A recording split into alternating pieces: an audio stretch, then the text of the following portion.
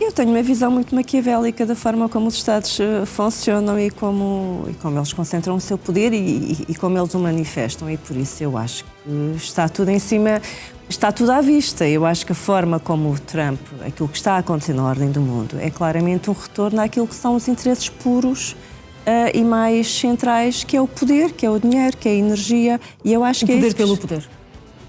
O poder com objetivos financeiros, creio eu. Não o poder no sentido... de domínio. Ideológico. Não o poder no sentido ideológico. Não creio que essa seja toda a linha dele. Mas que há aqui, nós estamos no momento em que nós vemos a grande superpotência do mundo a perder todo o poder que tem, não é?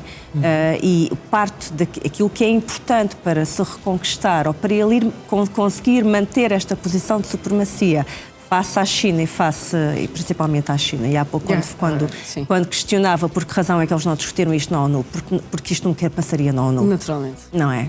Isto teria vetos na ONU. E seria até denunciado. Seria denunciado, desvalorizaria não teria, exatamente, não teria esse fator surpresa. E por isso penso que aquilo que ele está a tentar fazer é correr contra o tempo, não é? Para evitar que a China consiga se tornar a grande superpotência e está a ir atrás dos recursos energéticos. Eu tenho uma forma muito mais pura e dura de olhar para a questão política dos Estados. Pode estar errada. Não, eu acho que isso é uma excelente leitura. E aqui a China tem uma influência direta. Portanto, tem uma influência indireta no sentido em que há aqui uma luta em geral pela influência na América Latina, que está, aliás, na National Security Strategy, no tal documento central da estratégia americana que saiu em dezembro, em que o capítulo sobre a América Latina diz que os Estados Unidos devem recuperar a influência que estão a perder em relação à China. Neste caso em concreto, há um entrecruzamento entre a questão da influência chinesa e a energia, porque nós podemos olhar para esta decisão de utilizar a força contra a Venezuela como o resultado de um choque entre dois tipos de interesse nos Estados Unidos. Por um lado, os políticos que são muito duros com Cuba e com a Venezuela, normalmente políticos também de extração cubana, por exemplo, e agora temos um que é o secretário de Estado, o Marco Rubio, que pede sempre ao presidente Trump que seja duro com Cuba e com a Venezuela. Mas depois também temos a questão da energia. E o Trump ouviu aqui o CEO da Chevron, que é a grande petrolífera norte-americana e era uma das grandes petrolíferas norte-americanas e a única que tinha uma licença para agir na Venezuela. E ele deixou caducar a licença da Chevron para agir na Venezuela para, no fundo, dar a estes políticos anti-Venezuela um presente, dizer, bem, se eu retirar esta licença, retiro agora receitas. podem ir todos. Exatamente. E o que é que aconteceu?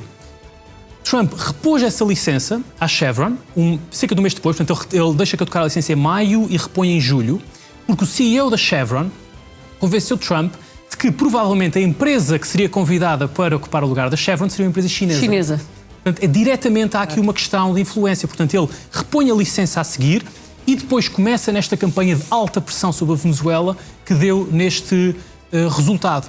E se nós pensarmos na doutrina Monroe, Trump diz que agora está, finalmente, ele diz, nem todos os presidentes põem a doutrina Monroe em prática, eu ponho. A doutrina Monroe, que vem desde a independência daqueles países da América Latina, em relação ao Império Espanhol, portanto, 1820, em que o presidente da altura, o presidente Monroe, diz que a Europa não deve colonizar, não deve haver novas colonizações da América Latina. Na altura, os Estados Unidos não tinham meios para aplicar isto, não tinham uma marinha forte, etc. Sim, uma força de guerra. Mas mais tarde, no final desse século, no final do século XIX, realmente os Estados Unidos começam mesmo a expulsar a Espanha, ou seja, a influência espanhola da América Latina. O que vemos agora é Trump a dizer, eu vou recuperar isto, agora eu vou expulsar a influência chinesa da América Latina. Sim, mas a questão é que também é preciso convencer as empresas a voltar à Venezuela, ainda que haja uma reserva brutal em termos de petróleo. E aí já vimos esse gráfico de reservas durante esta tarde. Mas é preciso convencer as empresas a voltar, até porque o tempo de rentabilidade é um tempo muito largo. Sim, são investimentos muito grandes que é preciso fazer. Aliás, Trump já falou nisso. A infraestrutura não é só infraestrutura de produção de petróleo, é também estradas, pontes, houve um desinvestimento etc. ao longo dos últimos anos que impediu tudo isso. Sim. E que vai atrasar também ajudado pelas sanções que foram aplicadas, lá está, estas sanções que Biden e Trump aplicaram à Venezuela. Mas há aqui uma questão, que é quando nós falamos na dificuldade de colocar infraestrutura no terreno. Por exemplo, os Estados Unidos têm este problema, infraestrutura muito antiga, Biden teve um grande programa de infraestruturas que teve um sucesso relativo. Portanto, nós, nos países ocidentais, estamos habituados a por exemplo, decidir onde é que fica um aeroporto demora muito tempo, construir aeroportos demora muito tempo, mas isso será muito mais fácil se realmente a diplomacia de canhoneira de Trump funcionar e ele puder apenas ditar à Venezuela o que é que pode fazer, ou seja, não há regulamentações ambientais, não há questão do governo local dizer não se pode fazer isto, não se pode fazer aquilo aqui, portanto, abre caminho a apressar muitos destes investimentos. Na mesma, estas empresas vão ter de investir dinheiro e se este petróleo todo, porque são as maiores reservas de petróleo, cerca de 18% do petróleo do mundo estará em reservas da Venezuela, mas apenas é menos de 1% do petróleo que está no mercado é que é colocado no mercado para a Venezuela. Ou seja, a Venezuela produz muito menos do que podia. Se a Venezuela começar a colocar este petróleo no mercado, o preço do petróleo também baixa e, portanto, os incentivos para estas empresas baixam. Ou seja, há toda aqui uma questão comercial que é preciso ser vista. Mas já agora, em termos geopolíticos, para a Europa, embora eu sou da opinião que acho que a Europa deve ser dura com isto, ou seja, isto... Cá estão as reservas de petróleo mundiais. Sim, também é interessante nós termos mais petróleo a entrar e o preço do petróleo a diminuir. Pensemos, por exemplo, no que é que acontece. Putin... É o mercado a funcionar. Exatamente. Se Putin tiver menos dinheiro através do petróleo, tem menos dinheiro para a guerra aplicar da Ucrânia. Na defesa. Portanto, não estamos a falar de uma coisa que vai acontecer amanhã ou depois de amanhã, mas se daqui a 2 anos nós conseguimos baixar o preço do barril de petróleo da casa dos 60, onde está agora, para a casa dos 50... É de resto essa projeção das grandes empresas que vai demorar 2 anos até que se consiga voltar a fazer este tipo de investimento, porque é preciso infraestrutura. Estamos a ver Nicolás Maduro sair do Tribunal de Nova Iorque, vai ser transportado de novo para o centro de detenção de Brooklyn e... Estamos a assistir a este momento, depois de tudo aquilo que ouvimos. Nuno da Silva Vieira, peço agora o seu auxílio neste momento. Nicolás Maduro e a mulher a serem transportados nesta carrinha celular. Eu penso que é exatamente essa a terminologia que se aplica aqui também, a serem levados de regresso ao centro de onde saíram. Exatamente, tal como prevíamos, esta sessão terminaria com o regresso do Sr. Nicolás Maduro e da esposa ao Centro Metropolitano de Brooklyn. Isso quer dizer que não houve sequer discussão ao nível da fiança, ou se houve essa discussão terá sido residual e, portanto, agora a haver complicações de saúde serão com certeza transferidos para um hospital, para avaliação. Nas próximas horas irá dar-se a visita do Sr. Nicolás Maduro ao consulado, cumprindo assim a decisão, a autorização do juiz. Nos próximos tempos, o mais certo será continuar detido. Não sabemos se neste centro de detenção metropolitano de Brooklyn ou não, mas até 17 de março... Não, desculpe interrompê-lo, este centro de detenção, pelo que sabemos, é um centro de detenção onde já estiveram outros detidos também... referências a nível mundial, mas é um centro que não terá grandes condições, não terá aquecimento, ainda que não se saiba se Nicolás Maduro vai ter uma ala mais privada para si, mas não está colocado junto com a mulher. Não há aqui algumas questões que se levantam ainda que os Estados Unidos não estejam a olhar para este homem como o ex-presidente da Venezuela, mas sim como um cidadão normal? Eu acho que, ao nível processual e procedimental, ele vai ser visto como um cidadão normal, mas é um ativo político. E nada pode acontecer ao Sr. Nicolás Maduro quando todo mundo está a observar o início de uma audiência que vai terminar num julgamento. Portanto, os Estados Unidos estão numa situação muito complicada ao nível daquilo que é a detenção. Agora, no que diz respeito à custódia, seria muito mau se alguma coisa acontecesse. Admito que haverá um nível de proteção adequado, um nível de proteção acima daquilo que é um cidadão comum, e podemos presumir que isso irá acontecer a partir do momento em que o juiz dá tanta importância à situação de saúde em que ele se possa encontrar e autoriza a visita ao consulado da Venezuela, que não deixa de ser um espaço, um território internacional. Portanto, nós estamos... Acabamos por ter mais dificuldades nesta ligação com Nuno da Silva Vieira. De resto, a lembrar, Silvia, exatamente que é um território diplomático e, portanto, há aqui um território neutro em que Nicolás Maduro se vai movimentar. Mas houve esta autorização. Sim, eu queria só fazer um comentário, porque estou a ver as imagens e acho muito simples este aparato policial. Não temos a polícia a abrir corredores com motas, é muito simples. Não há um acompanhamento por batedores como estamos habituados a ver? Sim, até porque, se reparar, passam em zonas de circulação de outros veículos. Por isso, há pouco estava a falar de um cidadão normal e parece, não é? Não parece um perigo iminente para a sociedade que tenha de ser retirado, ou um presidente tenha de ser controlado ou retirado dos Estados Unidos estão a tratar Nicolás Maduro e a mostrar Nicolás Maduro como uma espécie de troféu, uma detenção troféu, mas não estão a tratá-lo de forma diferente das outras pessoas? Claro, a própria prisão onde o colocaram, não é? Quer dizer, não tem as condições normais que teriam. Eu acho que o El Chapo, até quando foi para os Estados Unidos, foi para uma prisão de alta segurança com outro tipo de condições, por isso parece-me até algum desprezo neste... Eu ia perguntar-lhe exatamente essa palavra que eu iria usar.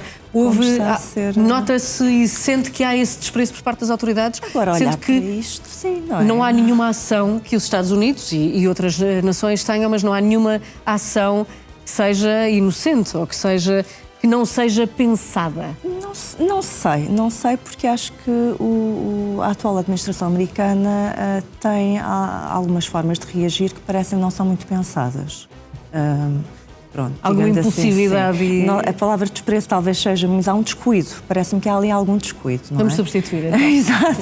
Vamos substituir. Parece-me que há algum descuido, porque mesmo, por exemplo, estou habituada a ver grandes traficantes a serem colocados de um lado para o outro, a serem transportados, e naturalmente há batedores da polícia, há alguém que abre corredores, caso haja algum encurralamento, quer dizer, a pessoa tem de ser retirada, tem de estar sempre a circular. E tem de ser rápido. E tem de ser rápido. Eu não vejo nenhum cuidado aqui, mas pode ser uma nova estratégia também americana de fazer circular no país.